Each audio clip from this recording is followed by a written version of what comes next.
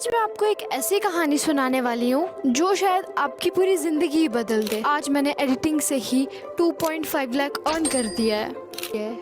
मैं आपको बताऊंगी कैसे शुरू करना है, क्या गलतियाँ हुई, पहला पैसा कैसे कमाए, इंस्टाग्राम ग्रोथ कैसे हुई, यूट्यूब पे ग्रोथ कैसे हुई और आप क्या कर सकते हो आज से। अगर आपके पास भी सिर्फ फोन है लेकिन सपने काफी बड़े बड़े हैं तो ये वीडियो आपके लिए।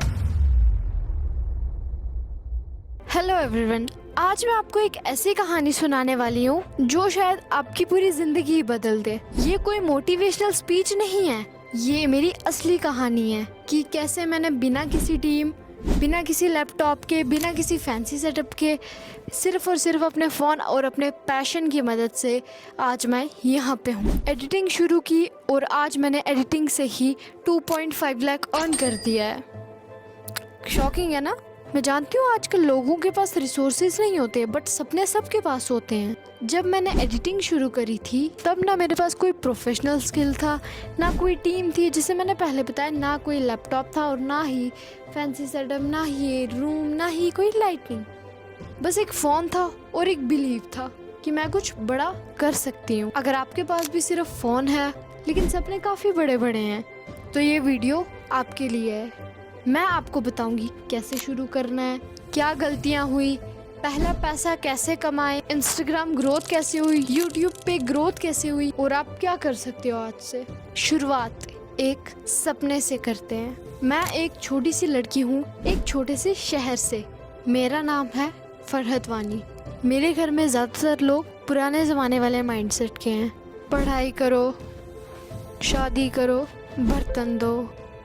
पर मैं हमेशा से ना कुछ अलग सोचती थी। मुझे एडिटिंग पसंद थी बट मैं हमेशा से सोचती थी कि मैं लोगों की गंदी से गंदी स्टोरी को ब्यूटीफुल बना सकती हूँ।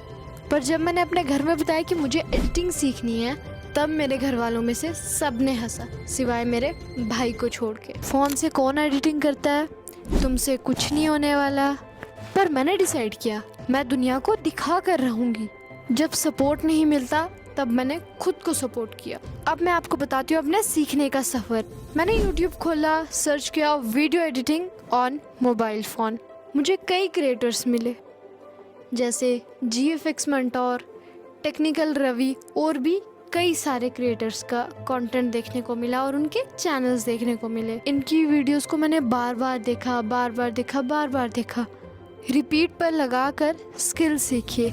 मैंने एक नोटबुक बनाई जिसमें मैं लिखती थी ट्रांजिशंस कहाँ यूज़ होनी है, किस टाइप की ट्रांजिशन कैसे बनती है, उसके बाद बी रोल्स कहाँ पे कैसे ढूंढने होते हैं, उसके बाद पैसा कैसे कमाना है आपको, क्लाइंट्स कैसे लाने हैं।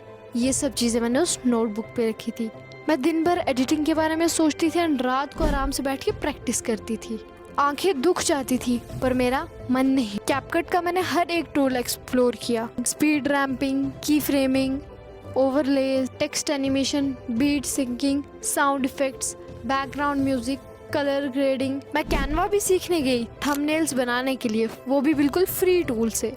एक दिन मैं इंस्टाग्राम पे अपने एडिट वीडियोस डाल रही थी एंड उनको जस्ट स्क्रॉल कर रही थी कि मैं क्या क्या कंटेंट डाल रही हूँ। मुझे एक DM आया उसी टाइम, रील्स एडिट करोगी, कितने पैसे लोगी। मुझे समझ नहीं आया कि मैं इनको कहूँ क्या। पहला क्लाइंट था और ट्रस्ट काफ़ी कम होता है क्लाइंट को भी मुझ पे और मुझे भी क्लाइंट पे। आखिर मेरे पे कौन ही ट्रस्ट करता है यार। एक 14 साल की लड़की को कौन पैसे देगा, अपना कौन प्रोजेक्ट देगा। मैंने बस उनको इतना कहा कि आप 300 रुपीज़ दे दो, मैं आपको 2 रील्स एडिट करके दे दूँगी 2 दिन में। मेंटल थी ना, पता है यार। उन्होंने तुरंत GPay से भेज दिया मेरे फ़ोन पे 300 रुपीज़। वो खुशी आसमान पे थी मेरी। और उस टाइम जैसे ही मेरे फ़ोन पे 300 क्रेडिटेड का मैसेज आया, मतलब मैं उस टाइम खुशी के आंसू थे। एंड मैं अपनी मदर को देखने लगी, मैं अपने फादर को देखने लगी कि इन्होंने कितना स्ट्रगल किया है। उसी वक्त जैसे ही मुझे 300 रुपीज़ मिले मैं दौड़ के अपनी मम्मी के पास गई। मैंने कहा ये देखो मेरी पहली कमाई, पहली बार मुझे किसी ने काम के लिए पैसे दिए।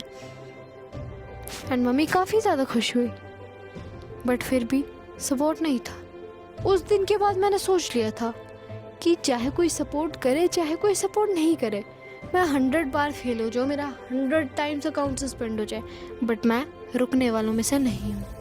मैंने जब काम करना शुरू किया था ना, तब सब कुछ परफेक्ट नहीं था, सब कुछ बिखरा बिखरा सा था। लगता था कि कुछ सही नहीं है। कभी किसी क्लाइंट ने कैंसिल कर दिया अपना काम, कभी किसी ने पैसे नहीं दिए, और एक ब्रांड ने तो एक बार 8,000 रुपीज़ का काम करवाया एंड में ब्लॉक कर दिया। मुझे काफ़ी ज़्यादा दुख हुआ उस टाइम, बट मैंने समझा नहीं बहन, हर क्लाइंट अच्छा नहीं होता और हर क्लाइंट बुरा नहीं होता। हर डील पैसा नहीं होती, कुछ सीखने का मौका भी होता है। अपनी राइट्स के लिए खुद बोलना पड़ता है। मैंने एक रूल बना लिया था, 50% advance low and full communication रखो, डेडलाइन रियलिस्टिक रखो। मैं अपने काम को हर दिन बेटर बनाने की कोशिश करती थी, जितना बेटर हो सकता था करती थी, बट क्लाइंट को कभी कभी फिर भी पसंद नहीं आती थी। हर एक नई डील मेरे लिए एक नया चैलेंज होती थी। अब बात करते हैं इंस्टाग्राम की। मैं एक फेसलेस एडिटर हूँ, मेरा चेहरा कभी भी इंस्टाग्राम को नहीं दिखा है। और पता है शॉकिंग की बात तो यह है, और फिर भी लोग मेरे से कनेक्ट करते हैं।